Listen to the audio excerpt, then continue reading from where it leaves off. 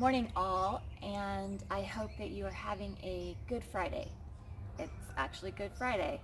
And I kind of wanted to talk a little bit about this weekend, about Easter, and that it's kind of a time of sacrifice and resurrection, and that Jesus did make the ultimate sacrifice for us, but he was also resurrected. And even though that is a glorious and miraculous time for us as Christians, for all of us on planet Earth, it can sometimes be triggering. It can be very triggering. Any holiday could be triggering, especially if you've got, the triggers could be family. It could be church. The trigger could be food. It could be past traumas. So all of these little things are triggering. And then of course, we have the new trigger this year of COVID-19, of no control and no choice. And so some of you, many of you may not be able to be with family this year, or are stuck with family this year. So we're going to talk just a little bit about triggers, a little bit about how to process through this, and how to process healthily through this weekend. So Dr. Sandra Paulson, she is an expert in EMDR, or eye movement desensitization reprocessing. It's a therapy, it's a trauma treatment that accesses and processes traumatic memories. And for many of you, I know that you come from backgrounds of traumatic childhood. You've either been sexually abused or emotionally abused, or there are various things, all kinds of abuse. And but anyway, when trauma happens as a child, how that trauma is understood is confined to the developmental phase that child is in. So say a child is a toddler, not able to speak very much. Using words to describe their trauma, it's really not going to happen. And what happens is it may be more of emotional reactions and body reactions, whereas as children get older and their trauma happens, they can use words, but usually they're very simple, very primitive. Or things are good and bad, black and white. Things are one or another. So to combat this, to get on with life, the body and the mind dissociates, which means it's a survival tool that the mind uses to separate oneself, essentially taking oneself out of the event and thinking that it's happening to that kid over there.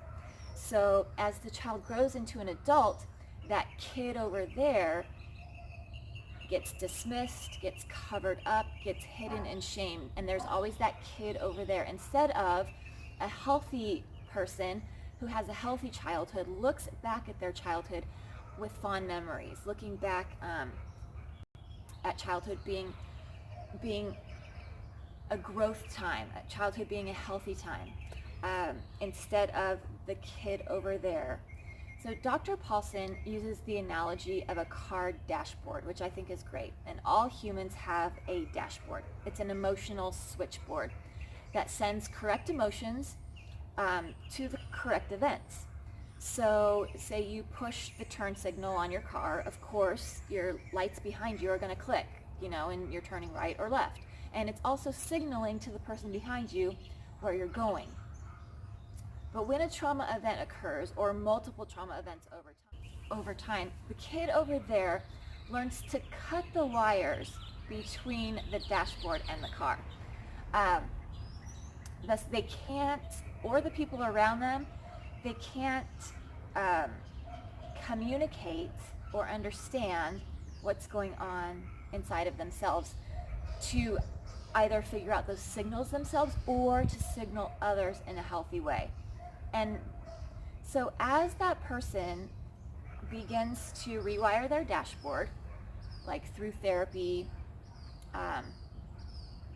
the signals can go a little haywire at the beginning after not being used for so long, or after as they process through the pain and the trial and error of the wires, there may not have been any connection made at all because the trauma may have happened so early.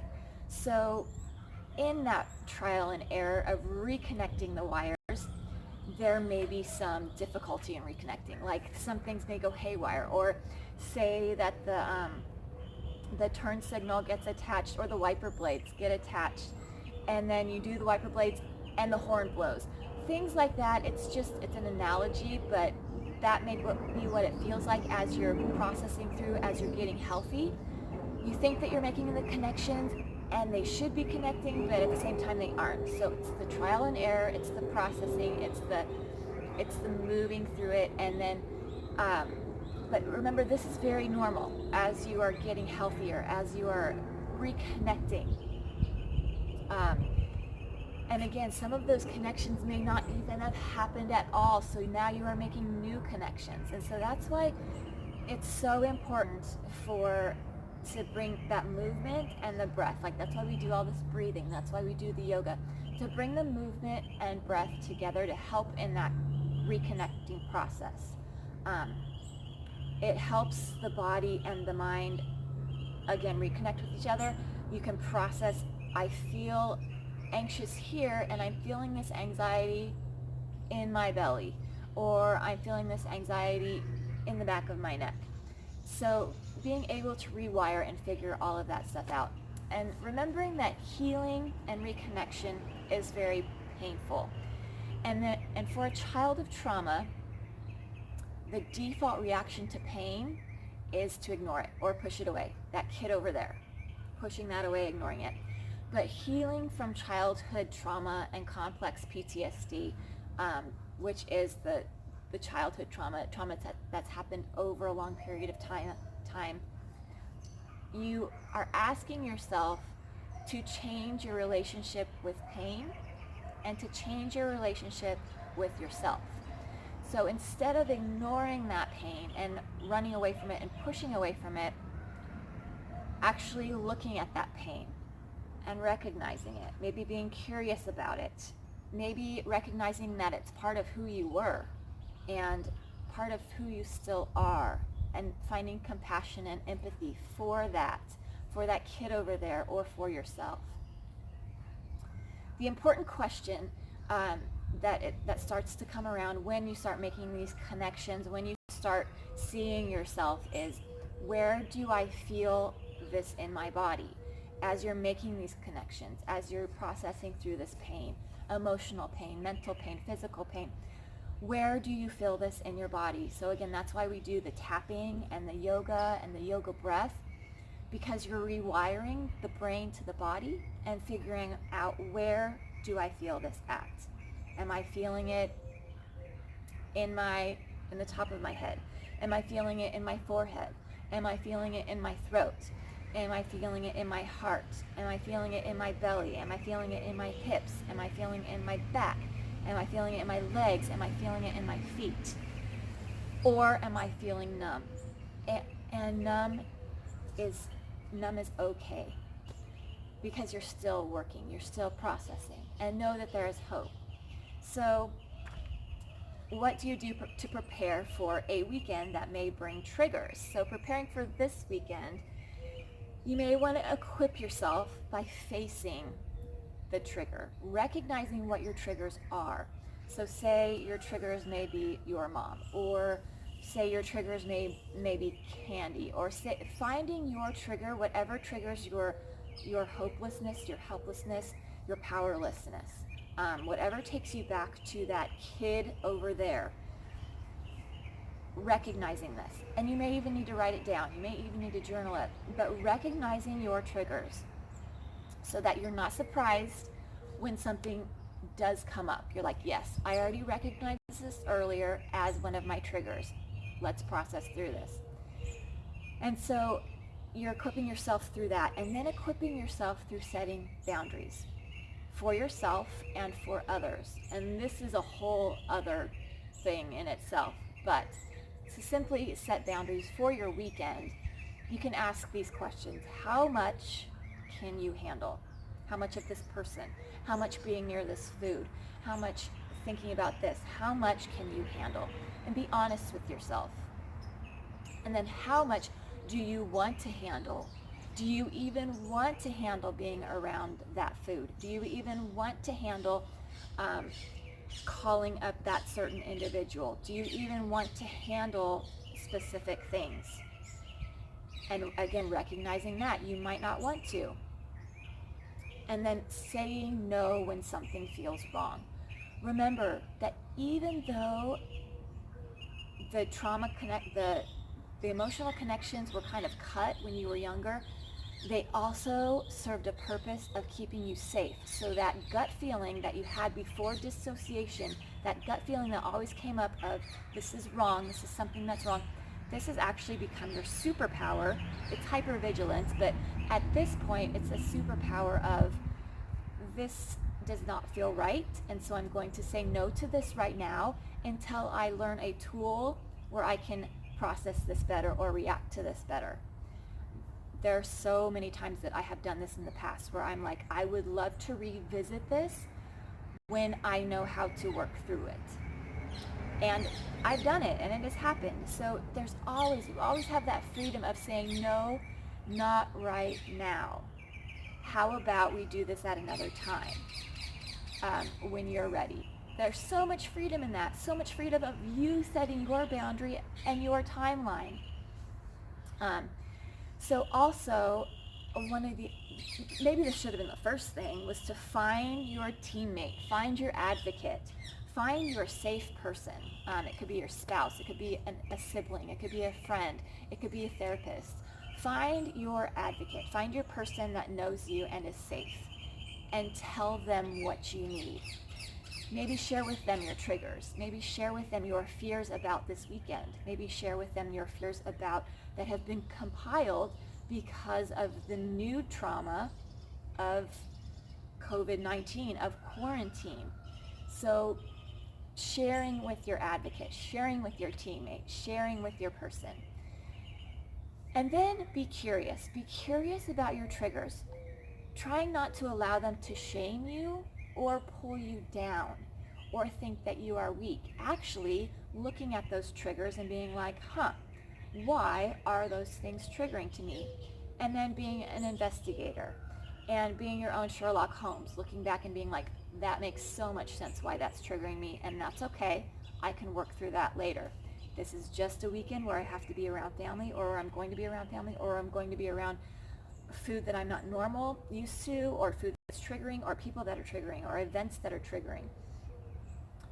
So what can I do to get through this weekend? I can work on all of this other stuff in my normal therapy, in my processing.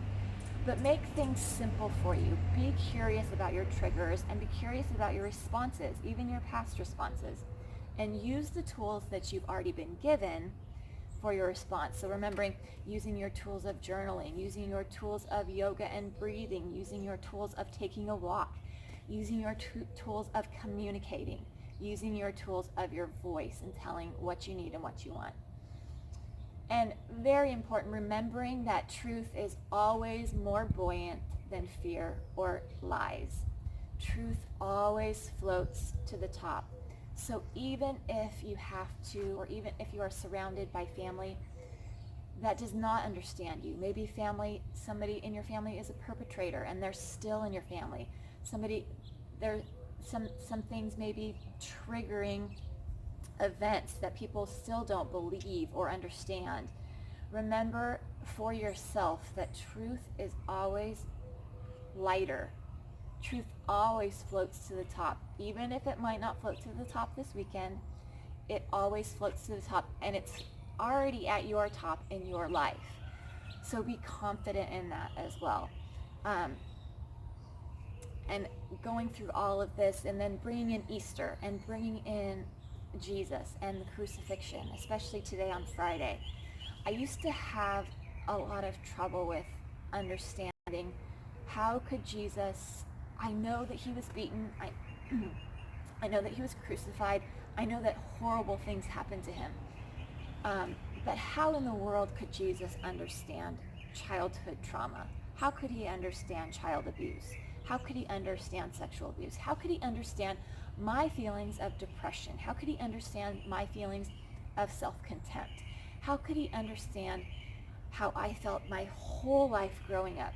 how could he understand that? It was always, why, how, what, God, why did you make me this way? How do you know how this is? And I always wondered how he could ever understand this. But then I realized that I looked in Mark and I looked at the crucifixion story, and I looked, Jesus was whipped, he was beaten, again, like I said, horrible things happened to him. But before he dies, he says these words, my God, my God, why have you forsaken me? And it was at that point that I knew that Jesus understood all of that. He understood where I had been. He understood the hell that trauma had put me through my whole life. He understood me not understanding myself. Because how many times in my whole life have I asked that? My God, why have you forsaken me? Do you even remember me? Why did you even make me? And by Jesus uttering those words, I understood and I understand that he knows exactly how I feel. He knows exactly where I'm coming from. I don't need to ask anymore. Oh, he could never know what sexual abuse is like. He could never know what physical abuse is like. He could never know what being beaten by your husband is like, or being beaten by your boyfriend, or things like that. Whatever your abuse has been, and you've questioned that, you've been like, Jesus could never understand that. God could never understand that. He did, and he does. I want to encourage you with that today. That was a super intensely profound thing that I learned and that I recognized, and that changed everything for me. It changed my relationship with Christ. It changed my trust in Christ, because before, how can you trust someone that you're supposed to trust, but that you don't think understands where you're coming from? Him saying, my God, why have you forsaken me? He understands exactly where I'm coming from. He understands exactly where you're coming from. So be encouraged today. Grieve the losses today. Grieve the losses of your childhood. Grieve the losses of the things that you thought you should have had. Grieve the loss of Jesus dying on the cross today. Grieve those losses today, but also be reminded that we know the end of the story. We know the hope and the salvation that comes with the resurrection. We know that life returns. We know that spring is coming. We know that reconnection happens, that the body and the mind can be reconnected, the spirit and the body can be reconnected, it all can be reconnected. You can reconnect to Christ, you can reconnect to God, your relationship. He is resurrected, he is risen. So be reminded that all of it's connected, and all of it makes sense if you sit back and process through it. Be curious, use your tools, do your journaling, and prepare yourself for this weekend. Don't let yourself be surprised. Know your triggers, set your boundaries, find your advocate and your support, and go do one of my breathing exercises from before, or maybe even practice breathing on your own today. Maybe after you turn this off, maybe finding a phrase that means a lot to you today, or maybe processing through, my God, why have you forsaken me? Maybe you're having trouble in that area too. Maybe processing through that with some breathing. I encourage you today to take your power back, to take your choice back, and to be encouraged and courageous and empowered. Remember that you are seen, and that you are heard, and that you are important, and that you are reconnected and renewed. All right, Bye guys, see you tomorrow. Alright, so I said maybe go try another video. Actually, let's go ahead and do some breathing right here. So as always, maybe sitting up tall. And I ask you to sit up tall because you deserve to be tall. You deserve for your lungs to be filled with air. You deserve for the sun to shine on your face. You deserve to sit up tall or stand up tall. You deserve for your spine to be lengthened. You deserve to feel energized. So sitting up tall, and maybe let's roll our shoulders a little bit. And recognizing through our whole breathing today, maybe recognizing again, where do I feel this at? Where do I feel this in my body? And then maybe rolling the other way. Good, and then maybe crunching up or shrugging up, and then letting our arms drop, and then shrugging it up, and letting our arms drop. Good. And let's go and drop the chin towards the chest, and lift the head center and drop one ear to one shoulder, and lift the head center and other ear to shoulder, and lift the head center. Let's make space around us for our arms. So kind of make your space around you. Oh, look at all of these. These are beautiful. These were covered with, side note, these were covered with aphids the other day, but because we had rain for like 2 whole days, they're so clean. Like if you go outside today, guys, everything is so clean and so pretty and so green. Just breathe that in too. And again, if you're not outside, move outside. Go outside really quick. Do some breathing outside. Maybe take your phone with you outside. Whatever you're watching, take it with you. Press pause. Go outside. Anyway, so we've made some space around us. Let's inhale and sweep our arms up. And exhale and press it down. And inhale and lift it. And exhale and press it.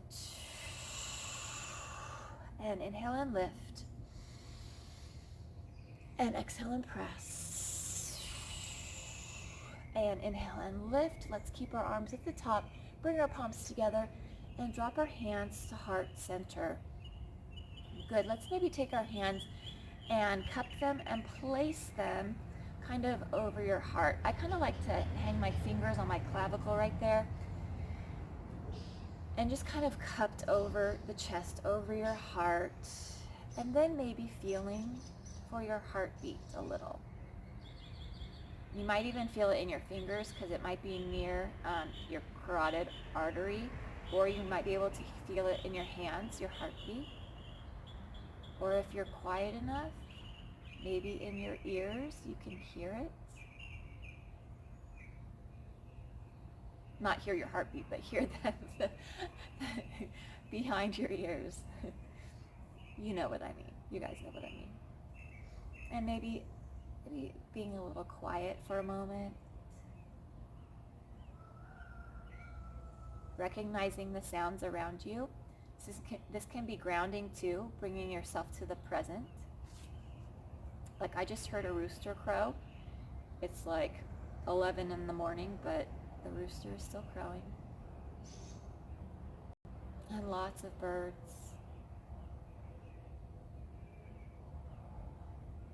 And somebody's using their weed whacker. And the ground is cold because I have bare feet. But the sun feels good on my face.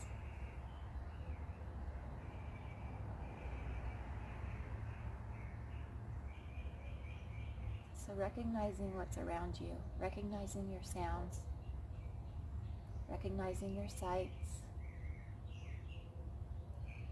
recognizing your touch, where are your feet at, recognizing the touch, where are your hands at. So your hands are feeling this, but then your body is also feeling your hands. So recognizing that dual touch there. And that can be enough in itself. Sometimes this can be exhausting. And again, if the breathing, if this is tiring, exhausting, know that that is completely normal. You are doing some reconnecting work here. You are doing some things that you haven't done for years. You maybe are putting connections together that have never been put together. And so that's exhausting in itself, building those connections, putting that together, recognizing how am I supposed to feel?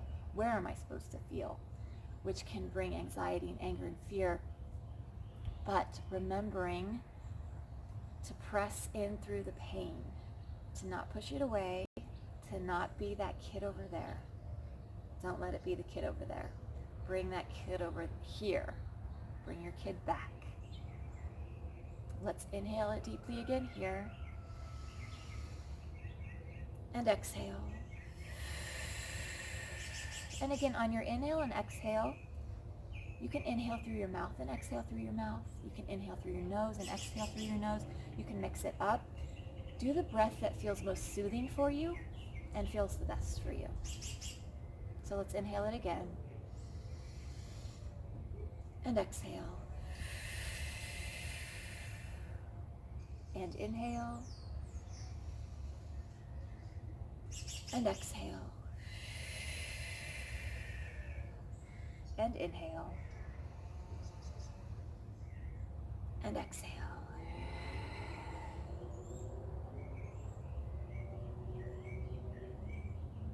And I encourage you to find quietness in yourself. Find quietness in the world around you. And quietness may mean loud, but peace. Because it's not quiet out here. That car just went by. There's so many birds, so many other noises. But it's peace. I know that I'm safe here because those noises are familiar. And they become the quiet.